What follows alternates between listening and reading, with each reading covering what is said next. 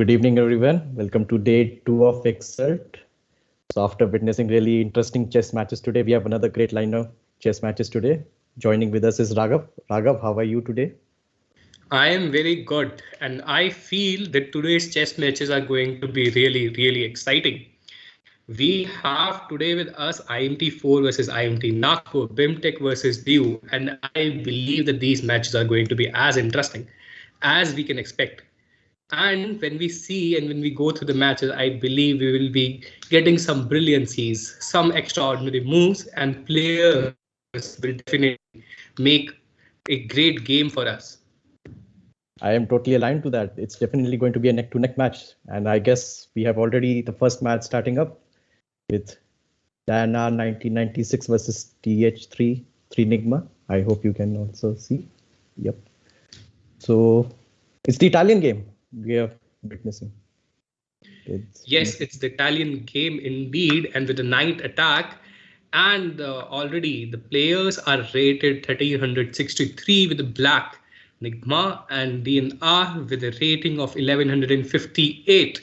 And as we see that knights are shuffling back and forth in the game, and now we have a bishop at getting the center, and we see what happens in the game. At current moment, the game is totally equalized, even though the white has a lead in the terms of 1 pawn advantage. Definitely, it seems pretty standard stuff for the opening and all, but now I guess the white will have to take some initiative and try to push forward here.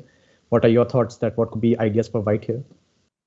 So the white is definitely taking the lead, but I guess the black wants to attack very sharply. And in this particular game, I guess it is a game going to be lots and lots of attack.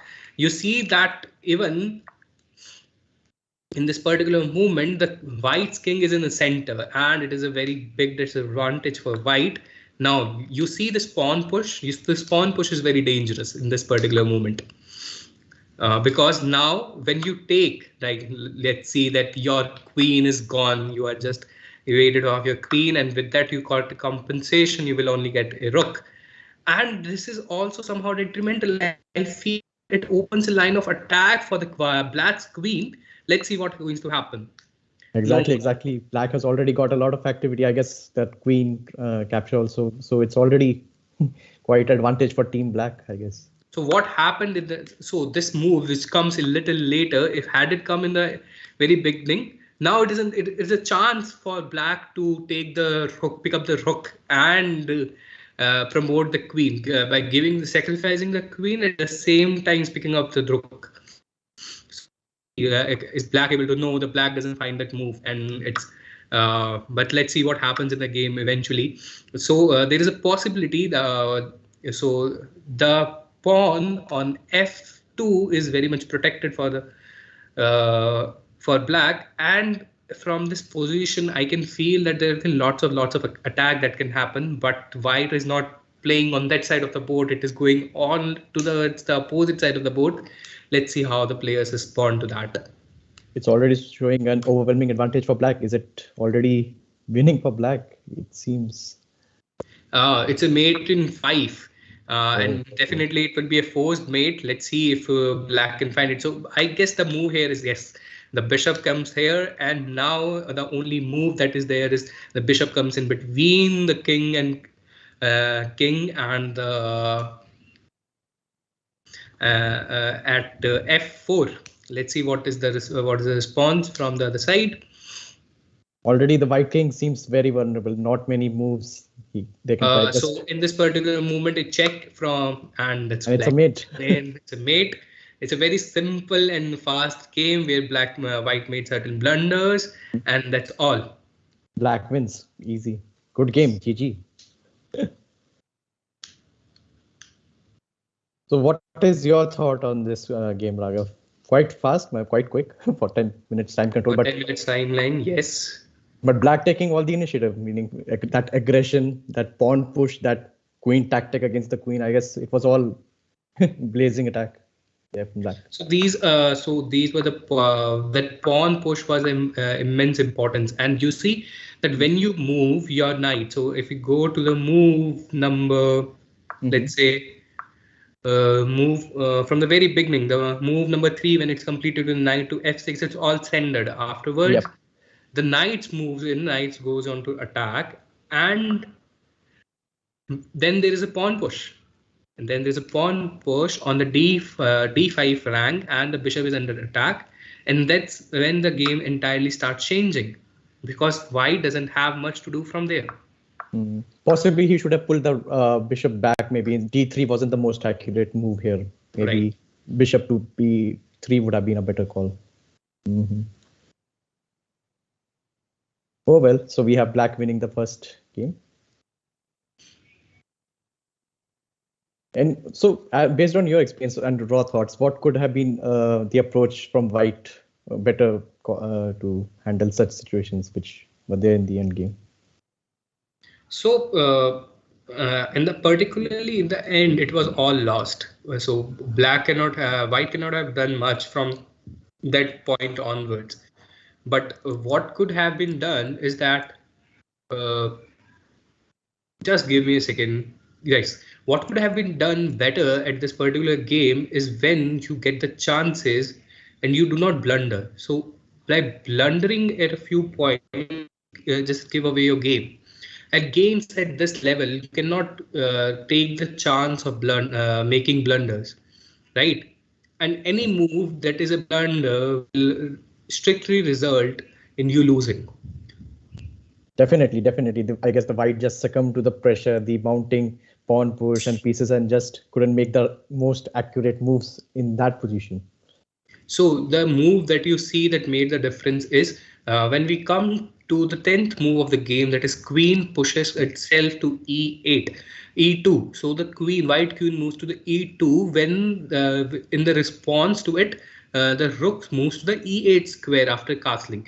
So in this particular move, the better move could have been that the white king castle and the king is out of the scene. Then you can start activating more of your pieces. And this is a better way to play the game, because right now you do not have very much control over the board, right? Definitely. I guess king's safety, we need to reiterate. People keep forgetting that you have to castle fast. You have to first prioritize king's safety. All your other tactics, attacking plans, they are not going to bear any fruit unless your king is safe. This has to be repeatedly emphasized, I believe. But although seeing all this, the white also missed some of the crucial moves, and that move would be when the king, let's say e2, and white gave a check with the queen on e7. The next better move for the white could be to picking up the rook of white's rook by moving the queen to the e1 square, and the white would have no other option but to take the queen, and you will promote to a queen eventually, and that would have fastened the game even more with the rook not being in the position, right? Definitely. I guess in that position he was a bit skeptical that it may not, hopefully he's not blundering or something. So he wanted to go for some conservative move, but it was a simple tactic there. Okay, so we will be back again in 2 to 3 minutes with the new game coming up for you. For then, just stay tuned in and enjoy the show. Yes.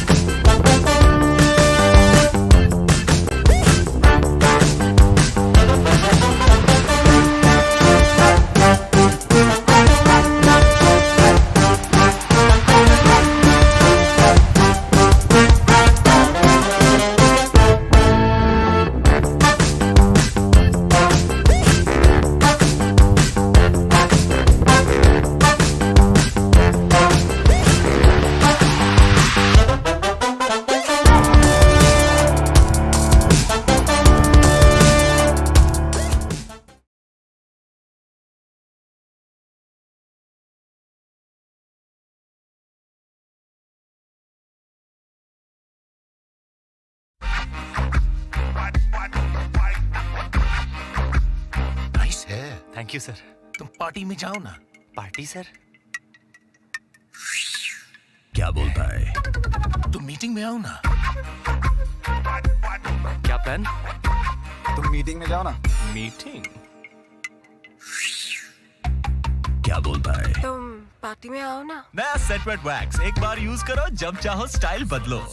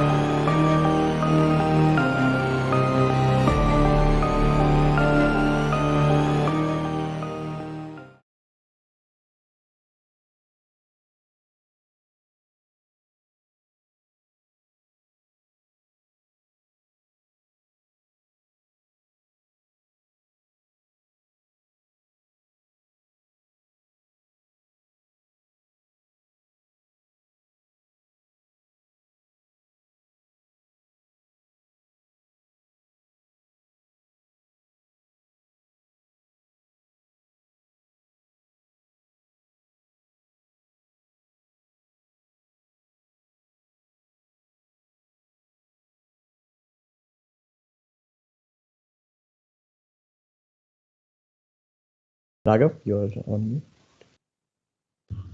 Yes, I can see the match, and it looks like it is going to be an interesting one. Let's see what is happening. So it's a Kings Open opening game, and a very regular game which is panning right now. And I believe that this game is going to be lots of one with lots of tactical play, but at the same time, we will see that how basics are very important in such games. From on the black side, we have Kushagra, and from the white side, we have Ajmal Shaj. Let's see how they plan out this game. So you see, so pushing of the knight and exchanging of the knights. Now the knight comes under the attack, and the knight moves to the d4th rank, and I believe that is the point where both the knights will get exchanged. Let's see what happens.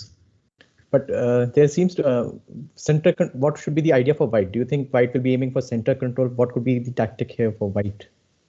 So white is right now in a good position, I believe, but so you have to move your rook away. So from the next move onwards, what we will see is that the white pushes its pawn, and this is one of the very fair game that could happen in this particular line.